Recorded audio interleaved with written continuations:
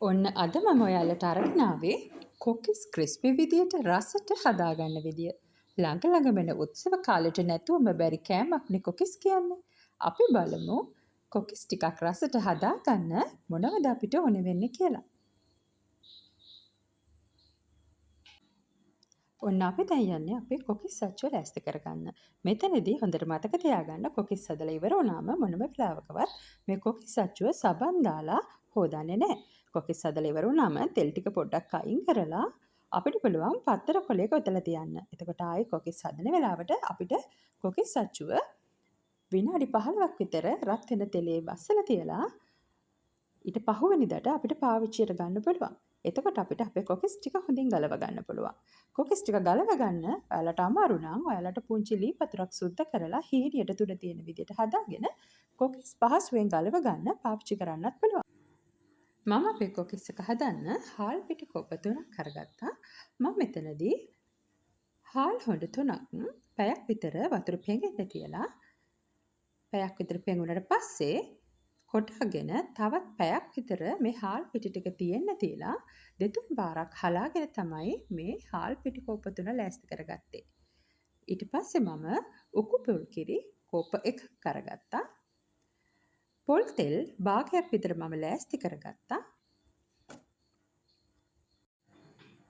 මම තව එකතු කරගන්නවා ලුණු කුඩු තෙහෙඳි භාගයක්, කහ කුඩු තෙහෙඳි භාගයක්, බිත්තරයක්, හීනියට කපාගත්ත කරපිංචා කොළ 7ක්, සීනි තෙහෙඳි 2ක්. මම යන්නේ අපේ කොකිස් මිශ්‍රණය හදාගන්න. ඒකට මම මෙන්න මේ වගේ ගැඹුරු ඉඩකඩ තියෙන භාජනයක් අරගෙන ඒකට හාල් පිටි කෝප්ප 3 එකතු කරා. ඊළඟට මම කහ තෙහෙඳි භාගයක් එකතු කරලා ලුණු කුඩු තෙහෙඳි භාගයකුත් මේ මිශ්‍රණයට එකතු කරගන්නවා. ඊළඟට මම සීනි තෙහෙඳි 2කුත් මේ මිශ්‍රණයට එකතු කරගන්නවා. පොඩියට කපාගත්ත කරපිංච ටිකත් දැන් මම එකතු කරගන්නවා. මම මෙතනදී බිත්තරය කෙලින්ම අපේ කොකිස් මිශ්‍රණයට එකතු කරන්නේ නැහැ. බිත්තරය වෙනම පොඩි භාජනයකට පොඩ්ඩක් බීට් කරගෙන තමයි මෙතනදී එකතු කරන්නේ. ඔයාට මෙතනදී පොඩි ගෑරුප්පුවකින් චුට්ටක් මේ බිත්තරය ගහගෙන පෙනීරකින් පෙරලා එකතු කරගන්න පුළුවන්. ඊළඟට මම උකු පොල් කිරි කෝප්පෙත් අපේ කොකිස් මිශ්‍රණයට එකතු කරගෙන චුට්ටක් මේ මිශ්‍රණය හොඳින් මිශ්‍ර කරගන්නවා.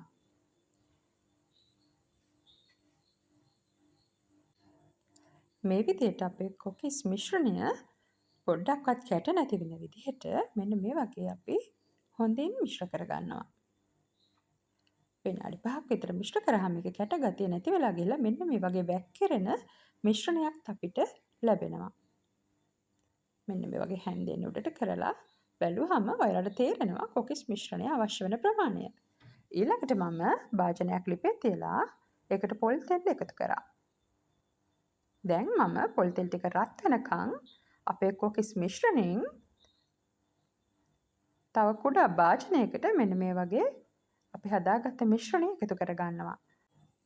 මම මේ විදිහට අපේ මිශ්‍රණය වෙනම එකතු කරගන්නේ අපි සැරින් සැරේ තෙල් එකට දාලා කොකිස් අච්චුව අපේ මේ ප්‍රධාන මිශ්‍රණයට දාද්දී ඒකේ තියෙන තෙල් ප්‍රමාණය අපේ කොකිස් එකට එකතු වෙන නිසා. ඊළඟට මම මෙන්න මේ වගේ අච්චුව තෙල් එකේ හොඳින් රත් වෙනකන් තියලා තියෙනවා. දැන් අපේ අච්චුව හොඳින් රත් වෙලාද කියලා අපිට බලා ගන්න පුළුවන්. අපි හදාගත්ත මිශ්‍රණයෙන් චූටි බිඳුවක් මෙන්න මේ වගේ තෙල් එකට දැම්මාම. දැන් තෙල් එක හොඳට රත් වුණාට පස්සේ අපේ කොකිස් අච්චුවත් හොඳට රත් වෙලා තියෙන්නේ. අපි මෙන්න මේ විදිහට කොකිස් අච්චුව අපේ මිශ්‍රණයේ දවටගෙන තෙල් එකට එකතු කරගන්නවා. මෙතනදී අපි මොනම වෙලාවකවත් සම්පූර්ණයෙන්ම කොකිස් අච්චුව වැහෙන විදිහට මේ මිශ්‍රණය ඇතුළට අපේ කොකිස් අච්චුව ඇතුල් කරන්නේ නැහැ.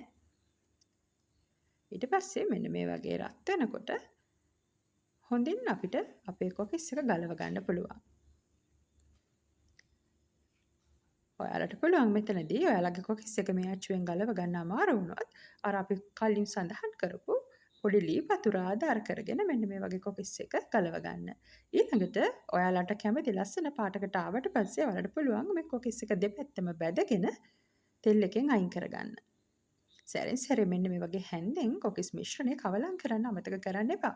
නැත්තම් අපේ හාල් පිටි ටික යටට බහැලා පොල් කිරි ටික උඩ ඉතුරු වෙනවා. එතකොට අපේ කොකිස් එකේ අපි බලාපොරොත්තු වෙන හොඳ රසය ලැබෙන්නේ නැහැ.